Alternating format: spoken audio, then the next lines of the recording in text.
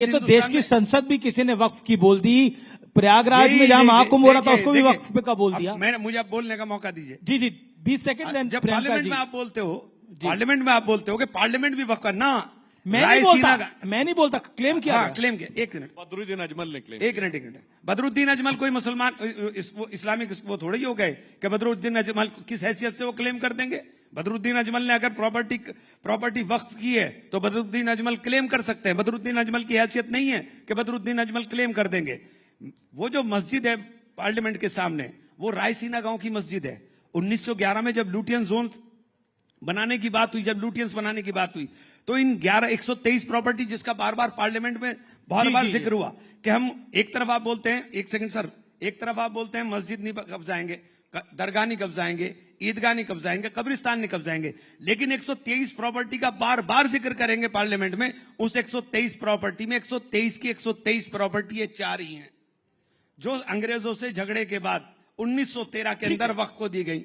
ठीक है, ये वही प्रियंका भी बोल रहे हैं, फिर उसके बाद सुधांशु जी आप एक साथ आंसर दीजिएगा। असल में आपने इतना वाइड क्वेश्चन था, उसे बहुत शॉर्ट में हो नहीं रहा मुझसे। पूरा अगर कर लेने बाकी टाइम मैं आपको, बाकी टाइम आप मुझसे ले लीजिएगा, लेकिन इसे पूरा हो लीजिए। हाँ, बिल्कुल। तो ये जब प्रधानमंत्री जी ने कहा कि हमने ये गरीब मुसलमानों के लिए, पसमंदा मुसलमानों के लिए, आप इसमें मुझे ये मेरे पास कानून रखा हुआ है, इसमें एक जगह बता दिए पसमंदा मुसलमानों के लिए कुछ करने का क्या हो। महिलाओं को दो महिलाओं को इन्होंने मेंबर बनाने की बात करी। 2 महिलाएं पहले भी मेंबर बनती थी, पहले भी वक्फ बोर्ड डिमांड की। एक बात से पूरी तरह से सहमत हूं कि वक्फ बोर्ड की इतनी भारी प्रॉपर्टी होने के बावजूद हम भिखारी क्यों हैं? वक्फ बोर्ड की हैसियत क्यों है कि वक्फ बोर्ड अपने कर्मचारी की तनख्वाह भी नहीं दे पाता, जबकि आपके पास इतनी प्रॉपर्टी है? ठीक है, मैं इस बात से बिल्कुल सहमत हूं, लेकिन इसके प्रबंधन का काम होना चाहिए था या इसको खुर्द-बुर्द करने का काम होना चाहिए। आपने तो इस कानून के अंदर कर दिया कि अब आपको सजा भी नहीं मिलेगी। अब यह गैर जमानती अपराध होगा कि आप कोई प्रॉपर्टी कब्जा ले। और एक सेकंड, बस खत्म कर रहा हूं, एक सेकंड। और दूसरी बात, आपने लिमिटेशन एक्ट हटा करके कर दिया कि आप एडवर्स पोजीशन में चले जाइए, यानी जितने कब्जा धारक हैं वो सब मालिक बन जाएंगे। तो आपने बचाने की बात नहीं की, आपने तो खुर्द-बुर्द करने की बात कर दी। ठीक है प्रियंका, क्या आपको लगता है वक्फ को लेकर आपकी पार्टी को भी पॉलिटिकली कॉर्नर किया जा रहा है? महाराष्ट्र के अंदर जो शिवसेना शिंदे गुट है वो बहुत सी बातें बोल रहा है, बहुत सी संज्ञा दे रहा है आपकी पार्टी को। Any comment? सबसे पहले तो मैं नहीं, क्योंकि मैं वो कमेंट करूंगी, पर उससे पहले मैं थोड़ी क्लैरिफिकेशन दे दूं। जो फार्मा इंडस्ट्री को भी बाहर रखा है और एग्रीकल्चर को बाहर रखा है, वो टेम्पररी सोल्यूशन है, कोई फुल वो नहीं है मेजर जो लिया गया है। डोनाल्ड ट्रंप उसके पीछे भी आएंगे सूनर और लेटर, एंड आई थिंक 5 जून तक उन्होंने कहा वो डिसीजन ले लेंगे। रही बात, मैंने तो स्टॉक मार्केट की बात ही नहीं की थी। Stock market comes crashing down, वो तो ग्लोबली स्टॉक मार्केट क्रैश कर रहा है। मैंने कहीं एक बार स्टॉक मार्केट की बात नहीं की। मैंने कहा हमारे एक्सपोर्ट्स कम होंगे, हमारे एक्सपोर्ट्स पे प्रभाव पड़ेगा, इसके आपको टेंशन होनी चाहिए। आपको जनता को क्या, आप अगर विपक्ष को भी कॉन्फिडेंस में लेंगे कि क्या क्या बात हुई, आप पूरी दुनिया में फैलाते फिरते हैं कि अरे डोनाल्ड ट्रंप ने कुर्सी खिसकाकर प्राइम मिनिस्टर को बिठाया। बढ़िया बात है, हमारे प्रधानमंत्री की इतनी इज्जत नवाजी जा रही है, डोनाल्ड ट्रंप उनके दोस्त हैं, तो क्या हमारे लिए, देशवासियों के लिए क्या आउटकम है, हमारी इकोनॉमी के लिए क्या आउटकम है? मेरा सवाल ये था। Unfortunately he limited it to stock market, क्योंकि उनको ये सूट करता है ये एजेंडा करना। अब रही बात वक्फ को लेकर, जहां तक हमारा मानना है, आज अगर हिंदू टेंपल ट्रस्ट में कोई नॉन हिंदू बैठेगा, हम सबसे आगे आकर उसके खिलाफ बात करेंगे। अगर आप केदारनाथ ट्रस्ट देखें या आप अभी राम ट्रस्ट जो बना है, राम क्षेत्र तीर्थ ट्रस्ट, उसमें क्लियरली लिखा है कि अगर कोई डीएम अयोध्या का मुसलमान होता है तो वो एडिशनल डीएम को वो चार्ज दे दिया जाएगा। आई मीन नॉन हिंदू होता है, I do not want to reduce it to just Muslims. Non Hindu अगर कोई होता है तो वो एडिशनल डीएम को दिया जाएगा। तो अगर हमने ये प्रावधान अपने लिए बनाए हैं, and which is absolutely okay. अब वक्फ में मैनेजमेंट सिर्फ मॉस्क का नहीं होता है, ग्रेवयार्ड्स का भी होता है, रिलीजियस साइट्स का भी होता है, सब। It's a very encompassing thing. तो हमारी कुछ ये था, हम बहुत क्लियर हैं कि रिफॉर्म होना चाहिए था। ये खुद वो मान रहे हैं कि रिफॉर्म होना चाहिए था, कि कुछ लोग बैठकर किसी भी प्रॉपर्टी को वक्फ की प्रॉपर्टी बता देते थे और वक्फ को जो रिटर्न्स मिलने चाहिए थे वो नहीं हो रहे थे। तो रिफॉर्म होना चाहिए, कोई उसमें दो राय नहीं है।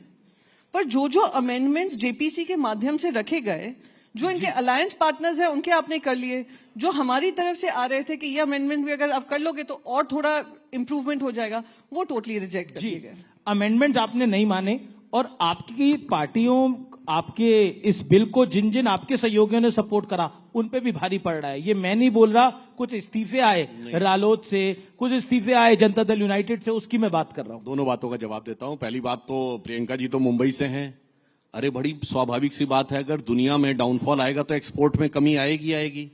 एक्सपोर्ट की कमी का बिल्कुल लॉजिकल रीजन मैंने बताया है कि पूरी दुनिया के शेयर मार्केट्स में, बल्कि अगर आप जेपी मॉर्गन एंड चेस की लेटेस्ट रिपोर्ट पढ़ें तो वो तो कहती है अमेरिकन इकोनॉमी में 60% चांस है रिसेशन आने का, क्योंकि वहां भी एकदम से प्राइसेस आगे बढ़े हैं।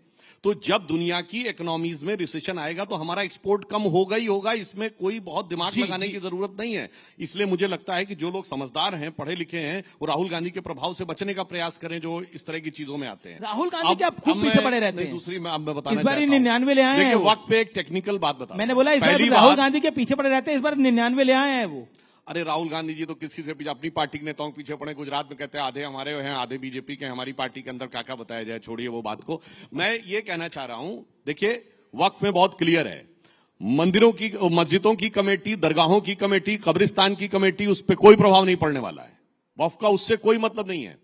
केवल जो लैंड का मामला है वो मैनेजमेंट का विषय है, उसका धर्म से कोई मतलब नहीं है। इमरान मसूद कुछ काउंटर पॉइंट नहीं, अभी सुन ले पूरी बात। 1964 Allahabad high court judgment, clear cut पढ़ लीजिएगा। 1976 Bashir Ahmed versus state of West Bengal, जिसमें उन्होंने क्लियर कट कहा है कि ये कोई कॉन्स्टिट्यूशन में आर्टिकल 26 का मतलब इसमें नहीं है। अब सुनिए 1993 केरला हाई कोर्ट का जजमेंट, जिसमें कहा मुतव्वली इज नॉट इक्विवेलेंट टू महंत, ये इलाहाबाद हाई कोर्ट के जजमेंट में 64 में कहा गया है। तो बहुत साफ बात है, इट्स लाइक कि जैसे माइनॉरिटी इंस्टीट्यूशन है मदर से, अब आप कहेंगे माइनॉरिटी कमीशन का चेयरमैन हमारी उसका होना चाहिए। भाई this is like a minority commission, तो माइनॉरिटी कमीशन का चेयरमैन नहीं होगा, हमेशा मुसलमान नहीं हो सकता। हाँ, तो इनकी वो एक सिख भी हो सकता है, ये उस मानसिकता से हैं कि माइनॉरिटी कमीशन का चेयरमैन हमेशा मुस्लिम होता था, इसलिए इन लोगों को ऐसा लगता है। और एक बात मैं कह दूं फिर, हमारे राष्ट्रीय अध्यक्ष नड्डा जी ने फ्लोर ऑफ द हाउस पे बोला था, जिस ढंग के प्रोविजंस यहां हैं दुनिया में किसी मुस्लिम कंट्री में वक्त में नहीं है, ना सऊदी अरब में जो इस्लाम की जन्मस्थली है, ना इंडोनेशिया में जो सबसे बड़ा मुस्लिम कंट्री है, ना टर्की में जो खिलाफत की सीट रही है, और ना आईएसआईएस वाले इलाके वाले इसमें सीरिया और इराक में, इसलिए, और ना पाकिस्तान और बांग्लादेश में। इसीलिए मैंने बोला था, कहावत होती हिंदी में, नया मुल्ला प्याज ज्यादा खाता है, यहाँ गैर मुल्ला प्याज ज्यादा खाता है, और इतना प्याज खाता है कि आंखों से आंसू निकलते हैं। भाई साहब ऐसा है कि कौन गैर मुल्ला, कौन हिंदू, कौन मुसलमान, उसका सर्टिफिकेट भारतीय जनता पार्टी नहीं देगी। भारतीय जनता पार्टी हिंदू की ठेकेदार नहीं है, नहीं थी, ना ही रहेगी। आप नहीं बताएंगे कौन सी हिंदू पार्टी है, कौन सी हिंदू पार्टी नहीं है। किसने आपको ये ठेकेदारी दी है? कोई ठेका चला रहे हैं आप? मैं एक सेकंड मुझे कंप्लीट कर लेने दीजिए। एक बोध गया एक्ट है 1949 का, उसमें 1950 में संविधान आया। बुद्धिस्ट वहां पे प्रोटेस्ट कर रहे हैं बोध गया को लेकर कि वो उसमें नॉन बुद्धिस्ट ज्यादा हैं, बुद्धिस्ट कम है। टेंपल किसका है? बुद्धिस्ट का है। वो इनसे मांग कर रहे हैं उसको भी बदलाव करिए, नहीं उसको बदलाव नहीं होगा। अभी हाल ही में आरएसएस की मैगजीन है ऑर्गेनाइजर, उसमें आर्टिकल स्ट्रेट, चलिए वक्फ की लैंड ज्यादा है या चर्चेस के पास, क्रिश्चियंस के पास लैंड ज्यादा है, यानी आपकी आंख सिर्फ लैंड में लगी है। और ये लैंड किसको जा रही है हम सब जानते हैं। पोर्ट किसको गया? अडानी को। एयरपोर्ट किसको गया? अडानी को। लैंड किसको गया? अडानी को। अभी ये जो क्रिश्चियन लैंड होगी, अभी उस पर भी विवाद शुरू होगा। फिर आएंगे आप लोग माइनॉरिटी के हकदार बनकर के हम ही रिफॉर्म्स लाएंगे। तो कहां तक ये लड़ाई चलेगी? यही मेरा एक सवाल है।